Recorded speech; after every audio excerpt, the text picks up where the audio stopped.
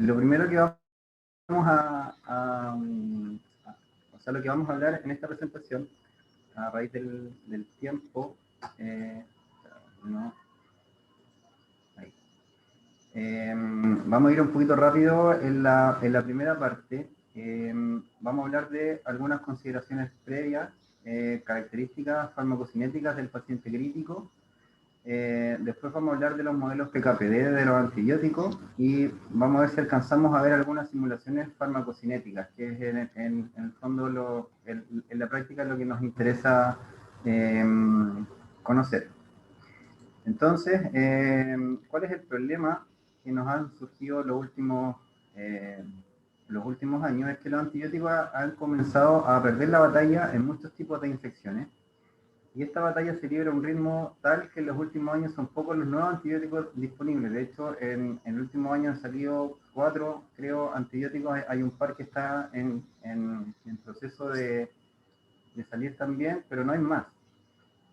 Por lo tanto, son pocas las herramientas que tenemos para poder tratar estas bacterias, sobre todo las multiresistentes, que son este grupo, el llamado grupo escape o escape, donde está el Enterococcus faecium, está Filoaureus meticilino resistente, las Klebsiella resistentes, Acinetobacter, Pseudomonas, y con los diferentes mecanismos de resistencia que ya hemos visto en nuestro hospital y en gran parte del mundo.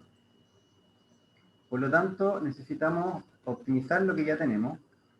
¿Y cómo lo podemos optimizar? A través de este concepto del tratamiento antibiótico, que debería ser apropiado, adecuado y óptimo. ¿Qué significa que sea apropiado? Que tenga susceptibilidad in vitro y que sea la terapia temprana. O sea, en el fondo, que cuando nosotros estamos tratando una infección, sea lo más rápida posible el inicio del tratamiento y por lo menos que nos salga sensible en el antibiograma. Adecuada significa que esté relacionada con la penetración al sitio de la infección. Es decir, que si nosotros estamos dando un antibiótico, ese antibiótico tenemos que conocer la penetración que tiene para saber si llega o no al sitio de infección. Y que sea óptimo significa que tenemos que optimizarlo mediante los modelos farmacocinéticos y farmacodinámicos, que es el fin de esta presentación. Esta es una tabla donde se muestra la terapia adecuada y la mortalidad versus la inapropiada. En el fondo, lo que todos conocemos, que se deben iniciar lo más temprano posible las terapias antimicrobianas y ojalá utilizando las dosis adecuadas para cada tipo de paciente. Aquí en la barra negra se ve, por ejemplo, que las terapias que se iniciaron inapropiadamente, los pacientes fallecieron más en todos los estudios aquí recabados. Entonces, ¿para qué optimizar? Principalmente para tener resultados clínicos, disminuir la mortalidad, evitar complicaciones, reducir días de estada en la UCI, resultados microbiológicos, lograr la erradicación bacteriana y disminuir la posibilidad de resistencia intratratamiento. Entonces, ¿de dónde nosotros obtenemos la información del espectro de los antibióticos? De la guía Sanford, de Lab2Day, Micromedex, de las monografías de los antibióticos. ¿Y en qué tipo de pacientes están establecidas estas dosis? Principalmente en voluntarios sanos y pacientes no críticos. Por lo tanto, ¿podemos extrapolar estos datos o estas dosis que nos recomiendan estas guías a los pacientes críticos? Esa es la pregunta que vamos a responder al final de esta presentación. Pero antes tenemos que hacer un repaso, porque para hablar de modelos PKPD, o farmacocinéticos y farmacodinámicos, tenemos que hablar inevitablemente de farmacocinética y farmacodinámica. Sé que esto es algo medio engorroso y difícil muchas veces de aprender, pero la idea es que después de esta presentación quedemos como él y en vez de decir que fome, que sí, es interesante. Entonces, farmacocinética, en palabras súper simples, es la ciencia que estudia la absorción, distribución, biotransformación y eliminación de los fármacos en el organismo, es decir, el L-ADME, todos lo conocemos. Y en palabras mucho más simples aún, es lo que el organismo le hace al medicamento. Existen parámetros clínicos que se pueden medir, farmacocinéticos, como el volumen de distribución, tiempo de vida media, el clearance, de eliminación, concentración máxima y mínima y área bajo la curva. Los vamos a detallar a continuación. El volumen de distribución, si ustedes se imaginan, por ejemplo, administrar una dosis de 100 miligramos en un volumen, en un recipiente de 1 litro, vamos a tener este color más concentrado. Si nosotros esta misma dosis de 100 miligramos la administramos en un volumen de 10 litros, va a estar un poquito más diluido. Y si esa misma dosis en un volumen de 100 litros va a estar mucho más diluido. Si esto lo llevamos a un paciente de 60, de 80 a 150 kilos, la dosis de 100 miligramos o 1 gramo cada 12 no es lo mismo administrarla a distintos pacientes, por ejemplo. Eso es el volumen de distribución. Es la relación entre la cantidad del fármaco en el organismo y la concentración que presenta en la sangre. Hay fármacos, por ejemplo, que tienen bajo volumen de distribución. ¿Qué significa esto? Que se van a distribuir principalmente en el compartimento central o en la sangre. Hay fármacos que se distribuyen de igual forma en piel y tejidos y el compartimento central, y hay fármacos con gran volumen de distribución que se van a distribuir completamente en piel y tejido. Por ejemplo, si nosotros queremos tratar una bacteremia, ¿qué antibiótico vamos a elegir? ¿Este o este? Este, ¿cierto? Porque este es el que se va a concentrar en la sangre. Por el contrario, si queremos tratar una infección de piel y partes blandas, una infección intraabdominal, tenemos que elegir un antibiótico de este tipo, que tenga un gran volumen de distribución. Tiempo de vida media es lo que todos conocemos, ¿cierto? Que es la pendiente de esta curva. Y en términos matemáticos es 0,693 por el volumen de distribución y el clearance.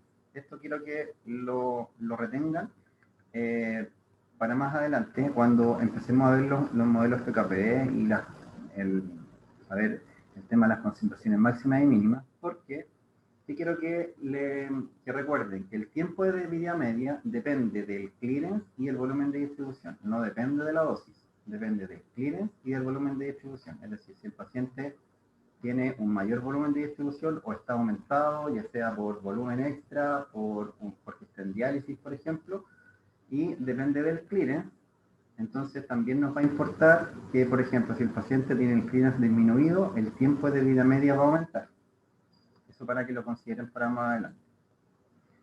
Entonces, no depende de la dosis ni del intervalo. Y determina en el fondo la eficiencia de un órgano por extraer el medicamento del torrente sanguíneo.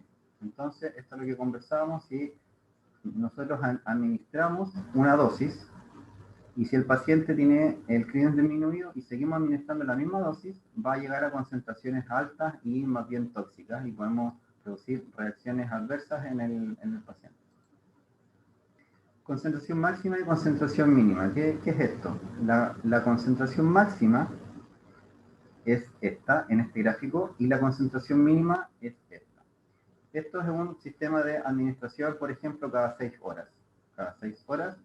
Ahora, ¿cuándo se llega a concentración máxima y concentración mínima? En el estado estacionario.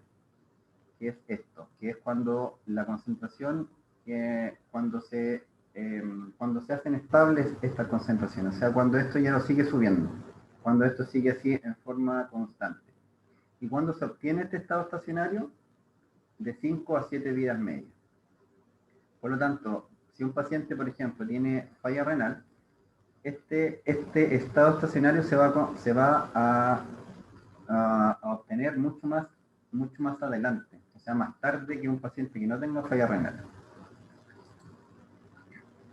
Otro concepto es el área bajo la curva, que refleja en el fondo la cantidad total de fármaco que alcanza en la circulación. En este gráfico es esta área como achurada, que es la cantidad de fármaco en el fondo que está disponible para ejercer su efecto. Ese es el área bajo la curva. Farmacodinamia, por otro lado, es el estudio de los efectos bioquímicos y fisiológicos de los fármacos sobre el organismo y sus mecanismos de acción. Palabras mucho más simples, es ahora lo que el medicamento le hace al organismo. Y existen algunos conceptos que no me voy a detener en esto, pero está el mecanismo de acción, potencia, efecto máximo, eficacia, por ejemplo. Pero este es el que me interesa, que es más relacionado con la presentación de hoy, que es la concentración inhibitoria mínima. Es la concentración más baja de un antibiótico que inhibe el crecimiento visible de un microorganismo después de su incubación. Esa es la concentración mínima y este valor lo informa el laboratorio. Cuando nos informan los antibiogramas, los antibiogramas, cuando dice sensible o resistente, al ladito sale un número. Esa es la concentración inhibitoria mínima. Y ahora vamos a ver por qué es importante saber el valor exacto de esa concentración inhibitoria mínima. Entonces, existe una relación dosis-efecto. Cuando nosotros administramos una dosis de un fármaco X, esta lleva una concentración en los fluidos biológicos, principalmente en la sangre, cuando administramos un fármaco endovenoso, por ejemplo, y eso a su vez va a llevar a una concentración en la biofase, que es donde nosotros queremos que actúe el antibiótico en este caso, sea pulmón, sea piel, sea sangre, donde sea. Y eso finalmente va a producir un efecto farmacológico. De aquí a acá, desde la dosis hasta la concentración en la sangre, está la variabilidad farmacocinética, como lo vimos, ¿cierto? El ADME. Y de aquí a acá está la variabilidad farmacodinámica. Y esta es un esquema de la interacción entre el paciente, la bacteria y el antimicrobiano, ¿cierto? Súper conocido, entre el paciente y la bacteria infecta y el paciente tiene una respuesta inmune, el antimicrobiano toxicidad y a su vez de vuelta farmacocinética, y entre la antimicrobiano y la bacteria está la farmacodinamia y la SIM. Esa es la relación entre el paciente, la bacteria y el antimicrobiano. Entonces, estos antimicrobianos nosotros, en este caso, los vamos a administrar en pacientes críticos. Antes de eso, tenemos que conocer las características del paciente crítico, que eso ya ustedes ultra lo saben, pero es necesario contextualizarlo. El paciente crítico es un paciente que tiene falla multiorgánica, tiene edema, está conectado a ventilación mecánica, está conectado a terapias de reemplazo renal, son pacientes muchas veces añosos. Por lo tanto, todas estas fallas de órganos y terapias de reemplazo renal, todo esto nos va a influir en la farmacocinética de los antimicrobianos. Esta es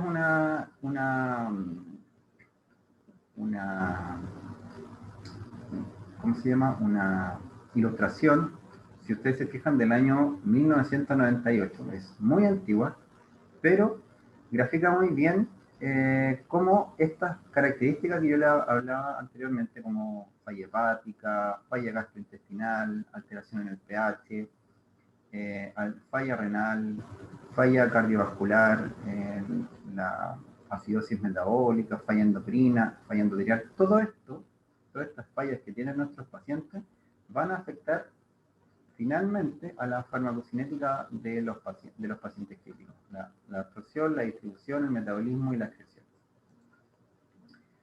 En este caso, los pacientes COVID, les pongo esta lámina también, que también el COVID también contribuye a alterar la farmacocinética, por ejemplo, en fallas endoteliales, fallas que tienen hipovolemia, después tienen hipervolemia, falla endotelial, principalmente. Entonces, todas estas cosas sumadas a la que ya tiene el solo hecho de ser paciente crítico, va a afectar, como les decía, a la farmacocinética. Entonces, revisemos las características físico-químicas de los antibióticos. De acuerdo a esto, se pueden clasificar de dos clases, hidrofílicos e lipofílicos. Los antibióticos hidrofílicos son principalmente los beta-lactámicos. Ahí están todas las penicilinas, cefalosporinas, carbapenémicos, glicopéptidos como la vancomicina y aminoglicósidos como la amicacina. Este tipo de antibióticos tienen un limitado volumen de distribución, por lo tanto se van a concentrar principalmente en la sangre, y se eliminan principalmente inalterados vía renal. A su vez, los antibióticos lipofílicos, que son los macrólidos, las tetraciclinas, clorfenicol, rifampicina, fluoroquinolona, tienen un gran volumen de distribución. Estos se van a distribuir hacia los tejidos y se eliminan principalmente vía metabolismo hepático. Entonces, en este contexto, tenemos a nuestro paciente crítico y, por ejemplo, si hay variaciones en el volumen de distribución, si el volumen de distribución está aumentado, que eso puede ser por edema, por hipoalbuminemia, por fluidoterapia, etc., eso va a diluir nuestra concentración de los antibióticos. Por lo tanto, ¿qué tenemos que hacer? Tenemos que considerar aumentar la dosis, en este caso. Y si tenemos, por ejemplo, variaciones en el clearance, si el clearance está aumentado, por ejemplo, por droga vasoactiva, por que el paciente está en una etapa hiperdinámica, por hipoalbuminemia, pacientes quemados, todo esto va a aumentar la excreción renal. Por lo tanto, tenemos que considerar que tenemos que aumentar las dosis de los antimicrobianos. Y por el contrario, si el clearance está disminuido, si el paciente tiene falla renal o si está en diálisis, va a estar reducida la excreción renal del antibiótico y tenemos que considerar disminuir las dosis en este caso. Entonces ahora ya vamos a pasar a ver los modelos PK-PD. Entonces tenemos el término farmacocinética, que lo revisamos anteriormente, ¿cierto? Que en un gráfico de concentración versus tiempo tenemos esto, ¿cierto? Cómo se absorbe, se distribuye y se elimina. La farmacodinamia, en un gráfico de efecto versus logaritmo de la concentración, tenemos este gráfico. Si combinamos ambos conceptos, tenemos el concepto PK-PD, que es efecto versus tiempo. Si ustedes se fijan, esto es farmacocinética es concentración versus tiempo, farmacodinamia es efecto versus concentración, y farmacocinética, farmacodinamia es efecto versus tiempo. Existen tres tipos de modelos PK-PD principalmente de antibióticos. Está los tiempos sobre la CIN, concentración máxima sobre la CIN y área bajo la curva sobre la CIN, que los vamos a detallar a continuación. Los tiempos sobre la CIN, ¿qué significa? Que yo tengo que estar, ojalá, la mayor parte del tiempo entre una y otra dosis sobre la CIN. Aquí nos interesa estar la mayor parte del tiempo sobre este valor de la CIN. Este es el gráfico. Principalmente son los beta-lactámicos, donde, por ejemplo, en el caso de las cefalosporinas, tenemos que estar sobre el 60-70% sobre la CIN, penicilina 50% y carbapenémicos 40%. Entonces, entre este punto y aquí estamos sobre la CIN, ¿cierto? De aquí para acá y de aquí para acá no estamos sobre la CIN. Pero, en el fondo, no nos piden que estemos el 100% del tiempo. O sea, ojalá se pueda, pero si no, por lo menos, dependiendo el grupo antibiótico, entre el 60 al 40%.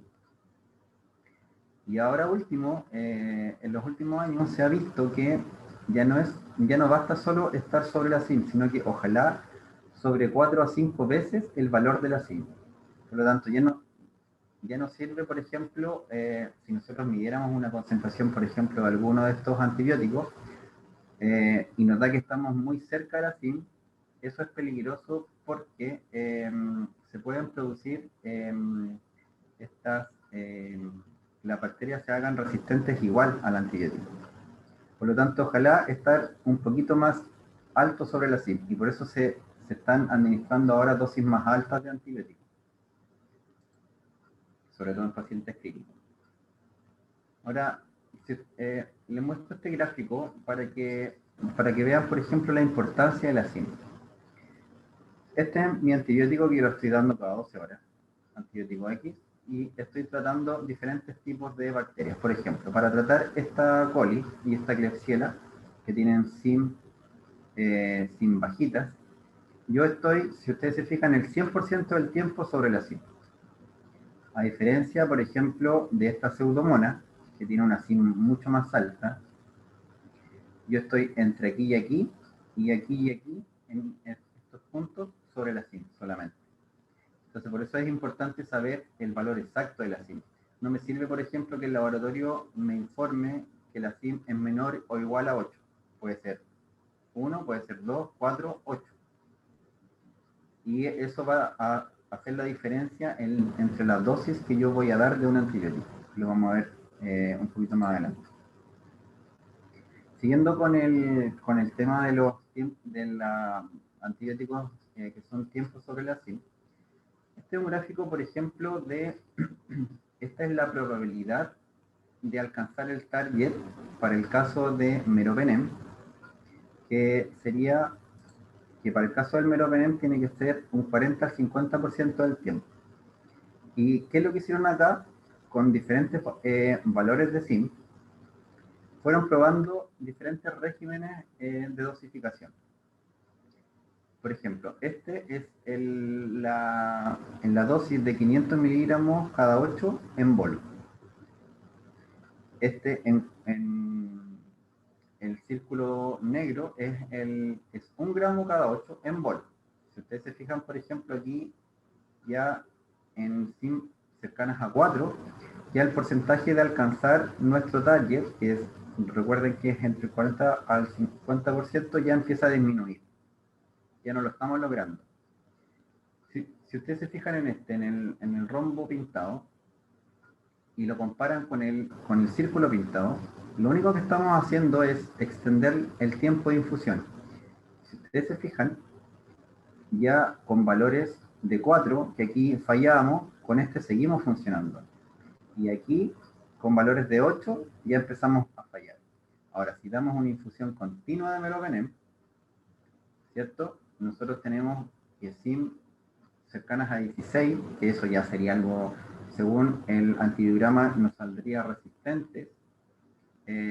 Aún así se puede tratar, o se podría tratar en condicional.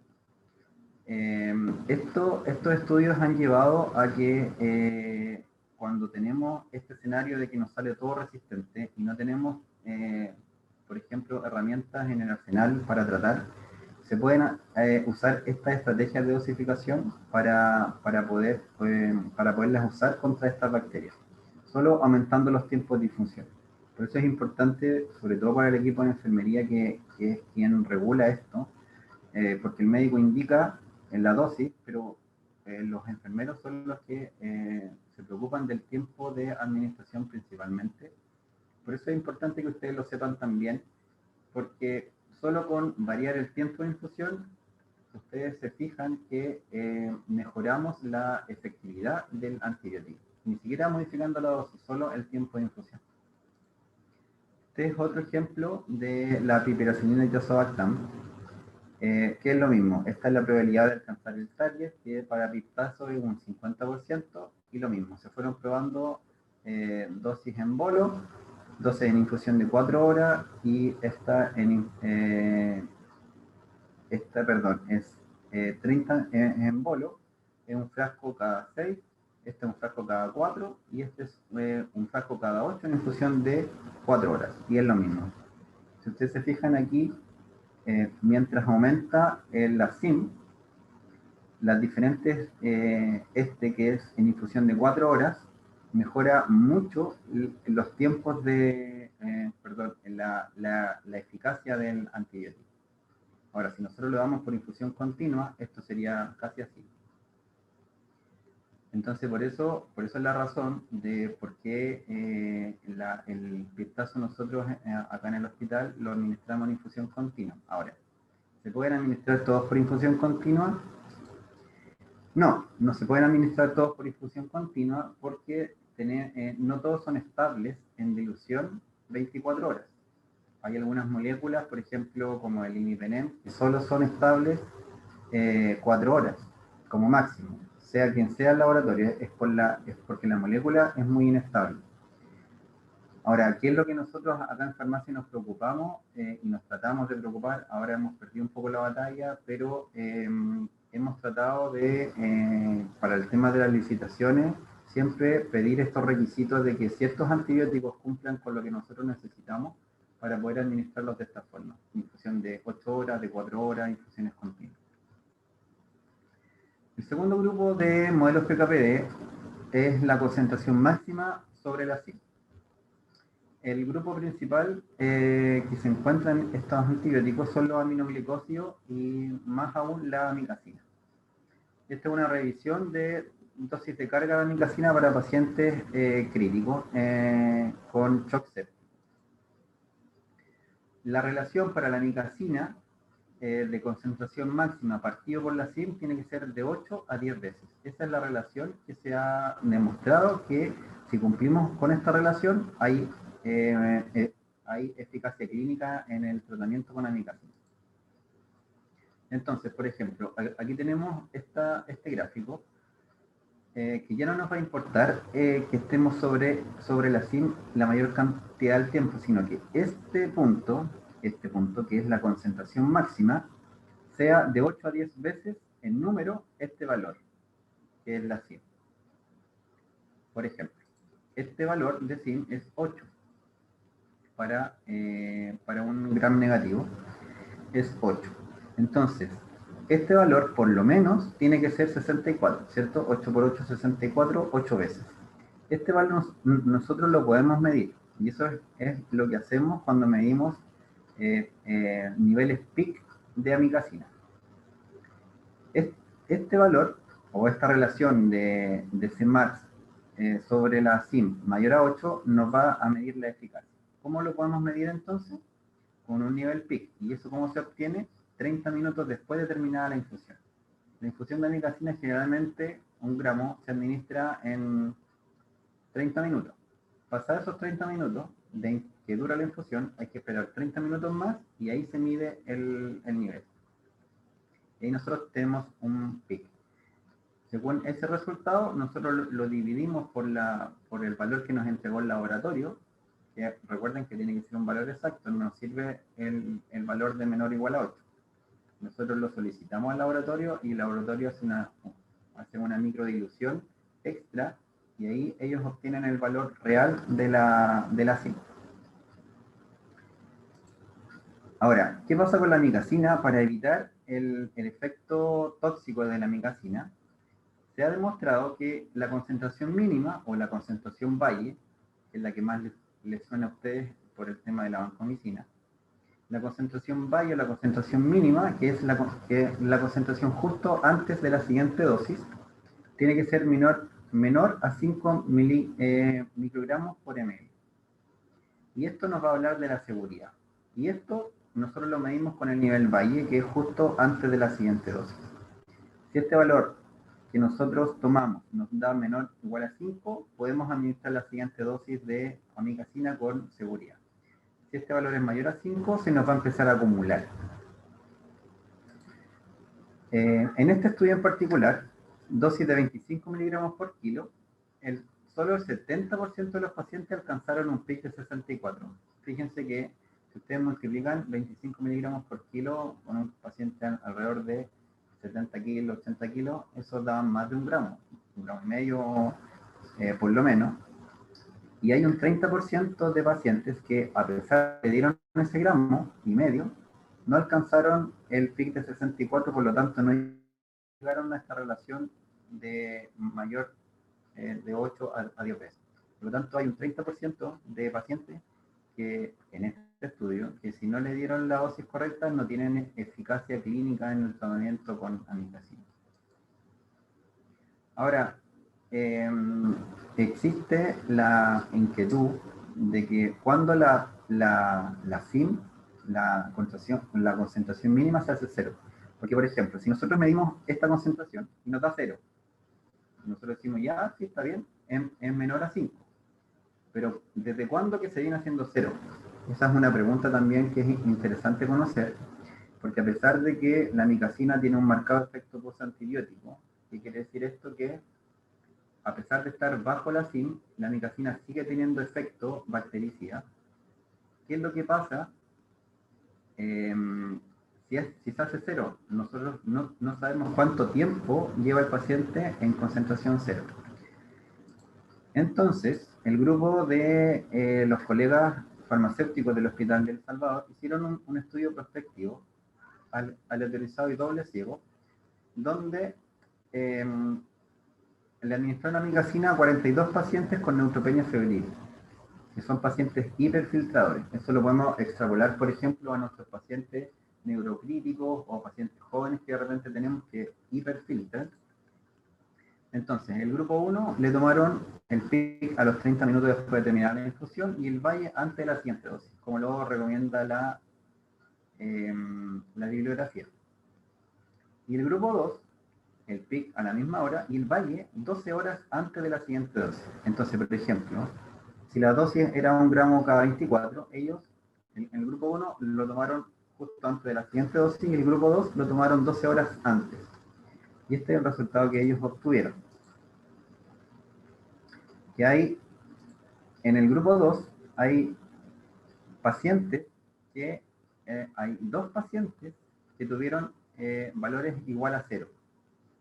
Entonces, ellos dicen, ¿cuál es en el fondo como la conclusión a grandes rasgos de este estudio? Es que hay pacientes que a las 12 horas ya tienen nivel de 0. Por lo tanto, si nosotros esperamos darlo en la dosis cada 24 horas, vamos a esperar mucho. Ahora, esto contradice todo lo que nos vienen diciendo que los aminoglicósidos, porque se acuerdan que antes los aminoglicósidos hasta se daban cada 8 horas, después salió un montón de recomendaciones que no, que los aminoglicósidos, porque son tan tóxicos, se tienen que administrar cada 24 horas, y si tiene falla renal se tiene que ir espaciando solo la posología. Pero en este tipo de pacientes que son hiperfiltradores, quizás se necesitan estudios más concluyentes, quizás hay que administrarlo cada 12 horas, porque hay mucho tiempo en que el paciente no tiene concentraciones de aminoglicósidos, de amicacina en este caso. Y el último grupo es el área bajo la curva sobre SIM. ¿Cómo ves con el tiempo, Fernando? Bien. Ya. Bueno, el antibiótico lejos más estudiado en este grupo es la vancomicina. Y este era como nuestra Biblia hasta el año pasado, que es una guía, es un consenso que se hizo en Estados Unidos, donde participaron todas las sociedades de infectología, de farmacéuticos, de infecciones, etc. Y llegaron a consensos en cómo administrar y cómo medir, cómo monitorizar la vancomicina. Y las recomendaciones que dieron ellos, que esto es del año 2009, si ustedes se fijan, era que el área bajo la curva sobre la SIM, esta relación, tiene que ser mayor a 400 para tener eficacia clínica con la vancomicina. Y existía una correlación que si nosotros medíamos concentraciones Valle, y estas nos daban entre 15 y 20, más cercanas a 15, esto se correlacionaba bien con un valor de área bajo la curva sobre SIM mayor a 400. Por lo tanto, ¿qué hacíamos nosotros? Medíamos, y si este valor estaba cercano a 15, perfecto. Si estaba bajo 15, lo tratábamos de llevar a 15. Y si estaba mayor a 20, lo ajustábamos para que quedara menos de 20. Eso hacíamos, ¿cierto? Y claro, las concentraciones mayor a 20 se asociaban a nefrotoxicidad. Pero eso cambió el año 2020, como les digo, porque salió el segundo consenso donde participaron los mismos personajes ya un poquito más viejos, y el consenso cambió. Ahora la relación de área bajo a la curva sobre SIM ya no era solo 400, sino que tenía que estar ojalá entre 500 y 600. Igual mayor a 400 igual se dejaba, pero por ejemplo si tenemos ya una bacteria identificada con la símito, ojalá que estemos cercanos a 500. este valor de área bajo la curva sobre la SIM tenía eficacia clínica. Área bajo la curva sobre SIM, esta relación mayor a 600 se asocia a nefrotoxicidad. Ya no era el nivel mayor a 20, sino que el cálculo del área bajo la curva sobre SIM mayor a 600, eso es lo que se asocia a nefrotoxicidad. Y esta relación esta correlación entre área bajo la curva sobre SIM y valle ya no está bien demostrado. O sea, ¿qué nos dicen ellos? No se queden tranquilos si tienen un nivel de 15. Tienen que calcular el área bajo la curva. Ese es el mensaje. Calculen el área bajo la curva, lo parten por la SIM y eso les tiene que dar un área bajo la curva entre 500, entre 400 y 600. Ya no se queden tranquilos solo con el valle. Esa es la recomendación. Un paréntesis, dosis de carga. No temerle. ¿Por qué no temerle? Este es un ejemplo, siempre lo ponen siempre lo muestran en todos lados. Este es un paciente, por ejemplo, con una dosis de vancomicina 1 gramo al día. Y aquí están las diferentes dosis y en cada dosis van calculando el área bajo la curva. ¿Cuánto tenía que ser para que tenga eficacia clínica? Mayor a 400, ¿cierto? Aquí. Y esto se obtiene casi a las 72 horas. O sea, tenemos que esperar 4 días, 3 días aproximadamente, para tener eficacia clínica. ¿Vamos a esperar 3 días en un paciente con una infección grave? No, se nos va a morir. Por lo tanto, ¿qué es lo que se recomienda? Dar dosis de carga. En este caso sería una dosis de carga de 3 gramos y luego 1 gramo cada 24. Lo más probable es que haya sido un paciente estadounidense, estos pacientes grandotes, donde 3 gramos igual es un poco harto, pero bueno. En el gráfico se muestra que con esta dosis de carga, que fue calculada para este paciente, al tiempo casi cero se obtuvo una área bajo la curva casi de 500. ¿Se fijan? Entonces, esto es inmediato. Esto es lo que hablábamos al principio, el tiempo que nos demoramos en iniciar un antibiótico. Ah, no, pero es que aquí yo lo inicié al tiempo cero. Sí, pero la dosis no fue efectiva. Y eso es lo que hablábamos en casi las primeras diapositivas. ¿Qué pasa, por ejemplo, si el paciente tiene falla renal? Si tiene falla renal, el paciente va a tener el tiempo de vida media aumentado. ¿Se acuerdan que el tiempo de vida media dependía del volumen de distribución y el clearance?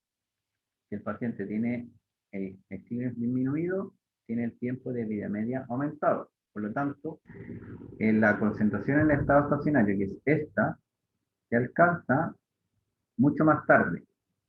Entonces, si un paciente tiene falla renal, ¿le damos dosis de carga o no?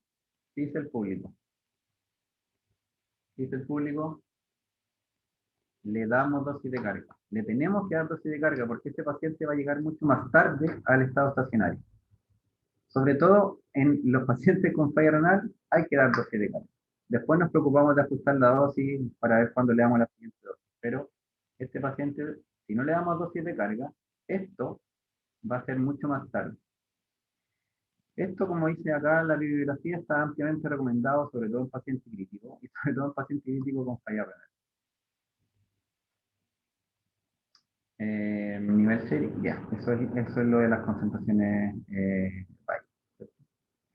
Este, por ejemplo, es una revisión donde recomiendan en pacientes con falla renal el primer día incluso dar dosis full. Algunos dicen primer y segundo día dosis full y después se ajusta. Por lo que por lo mismo que les estaba comentando, por la dosis de carga, porque hay que rellenar este volumen del paciente. Para eso la dosis de carga. Es para rellenar este volumen. Si el paciente tiene un volumen de distribución más grande, tenemos que dar una dosis más grande, independiente de la función renal. Eso les quede grabado, independiente de la función renal. Este es un estudio que también hicieron los colegas del Hospital de El Salvador, donde probaron diferentes dosis de carga. Tenían 3 grupos de pacientes: pacientes sin dosis de carga, pacientes con dosis de 25 a 30 miligramos por kilo, que es lo que recomienda la bibliografía, y pacientes con dosis de carga calculado con un software farmacocinético. Estos fueron los resultados. Eh, los pacientes con sin dosis de carga eh, tenían dosis mucho más bajas que estas dosis de pacientes con 25 a 30 miligramos por kilo. Obviamente van a estar ahí. Y esta es la dispersión de los pacientes calculados con software. Y eh, estas son las concentraciones que están entre 15 y 20. Si ustedes se fijan, es el grupo sin dosis de carga, la dispersión de los datos de 25 a 30 miligramos por kilo, y esta es la dispersión de los datos de los pacientes con calculada la dosis de carga con software farmacocinético. Y este es el área bajo la curva, lo mismo. Fíjense la dispersión de los datos. Y esta es el grupo donde tienen el calculado con software farmacocinético. La conclusión de este estudio es que obviamente la dosis de carga calculada a partir de los parámetros farmacocinéticos poblacionales de pacientes críticos a través de estos software es una estrategia adecuada para obtener concentraciones bajas y área bajo la curva sobre fin adecuado. La administración, otra de las conclusiones es que la administración de dosis alta no se relacionó con falla renal cuando hay una monitorización farmacocinética. Claro, si nosotros damos una dosis alta, medimos y después no ajustamos, obviamente el paciente va a hacer falla renal. Pero la dosis de carga alta no se relaciona con falla renal. Se relaciona a la acumulación sostenida de concentraciones altas. Entonces, en la práctica, ¿qué tenemos? Nos dicen que tenemos que calcular el área bajo la curva. Estas son las fórmulas para calcular el área bajo la curva. Nosotros los farmacéuticos sufrimos porque nosotros nos hacían calcular esto con palo raya, con papel y lápiz, en mis tiempos por lo menos. Ahora existen software que nos facilitan la vida y esto es lo que tenemos en la práctica. Este es el software que ocupamos, es bastante viejo. Estamos haciendo las gestiones, estamos haciendo una vaca con los colegas como para poder comprar la última versión de este software, pero lo hemos usado ya bastante tiempo y por lo menos se acerca bastante a lo que nosotros medimos. Este, por ejemplo, es un paciente, 69 años, 70 kilos, 1,75 m, y tiene un clearance aproximadamente 50 ml. La fin del estáfilo que nos salió fue 1. Por lo tanto, ¿qué le dejamos? ¿O qué se le dejó? 1 gramo cada 48, que es lo que dice la literatura, para este paciente con este clearance. Porque ojo que eso es solo lo que miden en la literatura, solo por el clearance se ajusta la dosis. Veamos. 1 gramo cada 48 con una SIM de 1 nos dio un valle, fíjense, un valle de 3 y un área bajo la curva de 197. Esta es el área bajo la curva sobre la SIM, 197. ¿Cuánto dijimos que tenía que ser? Entre 500 y 600. Y el valle cercano a 15, ¿cierto? Pero esta es la dosis que nos recomienda la guía. Bueno, esta es la realidad del paciente. Entonces, si nosotros, por ejemplo, lo ajustáramos a 1,5 gramos cada 24, el mismo paciente, tenemos este resultado. Un área bajo la curva de 591 y un valle de 15. Ahora esto, claro, esto es lo que dice el software, pero tenemos que medirlo. Lo medimos y lo más probable es que nos dé más o menos algo cercano. Quizás yo no hubiese dejado esta dosis porque, si ustedes se fijan, el peak es muy alto, pero también el peak se puede disminuir aumentando el tiempo de infusión. Si nosotros este 1,5 gramos lo administramos, por ejemplo, en 3 horas, este peak va a disminuir como a 40 por ahí. Este es otro ejemplo de una mujer joven con un clearance de 143, o sea, es una paciente que es lo más probable es que esté hiperfiltrando. ¿Y qué le dejamos? El famoso gramo cada 12. Le dejamos un gramo cada 12 y estos son los parámetros farmacocinéticos que tenemos: área bajo la curva 288 y un valle de 5,9. ¿Nos sirve? No nos sirve. Entonces le aumentamos la dosis a 1 gramo cada 8 donde tenemos estos parámetros. Un valle de, un área bajo la curva sobre SIM de 4,32 y un valle de 10. ¿Ya? Sí. Es lo que nosotros hemos visto ahora en la práctica que estamos midiendo área bajo la curva, que con estos niveles cercanos al 10, 12, nos dan área bajo la curva cercana.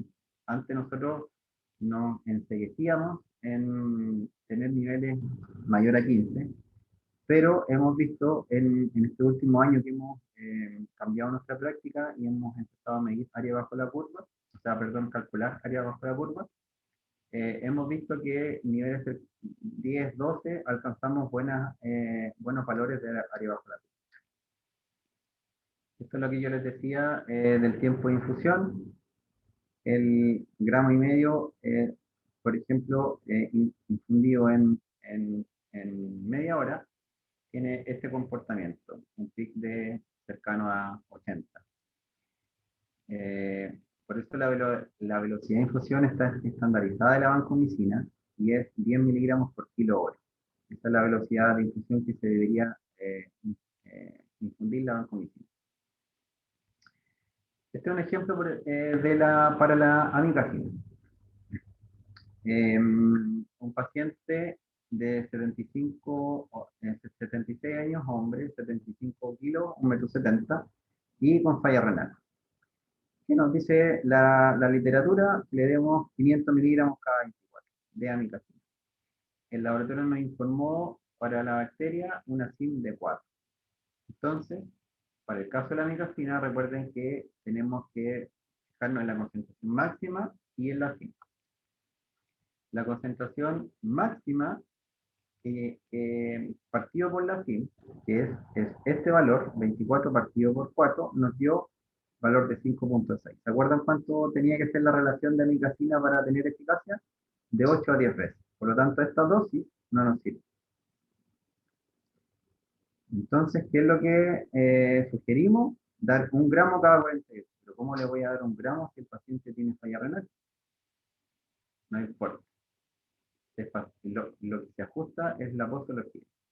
El mismo paciente le cambiamos la dosis y si ustedes se fijan ahora, tenemos una relación de Cmax sobre SIM de 9,7, excelente, y un valle de 1,2. O sea, nuestra terapia con amigdalina está siendo eficaz y segura, porque esta relación tiene que ser menor a 5, si ustedes se recordaban. Entonces, esto ya como para ir finalizando, ojo con los antibiogramas que nos informa el laboratorio. Por ejemplo, aquí una SIM de 0,5, es raro ver una SIM de 0,5, pero si nos informan esto, quiere decir que nosotros necesitamos la mitad de la dosis que finalmente necesitamos para hacer esta relación de área bajo la curva sobre SIM. Pero siempre nos tienen que informar la SIM. Eso es en el fondo del mensaje. Aquí tenemos una SIM de 1 que es nuestro estáfilo que vive con nosotros. Y este, por ejemplo, el caso de la pseudomonas, que esto es lo que me informaban para la amigdalina. SIM menor o igual a 8. ¿Cuánto le dejo entonces? Para 8, para un valor de 8, para un valor de 4. Entonces, si ustedes se fijan, cuando nosotros lo solicitamos, nos informan. El test de amigdalina es 4. Y es muy diferente calcularlo con una SIM de 4 y con una SIM de 8. Necesitamos la mitad de la 2.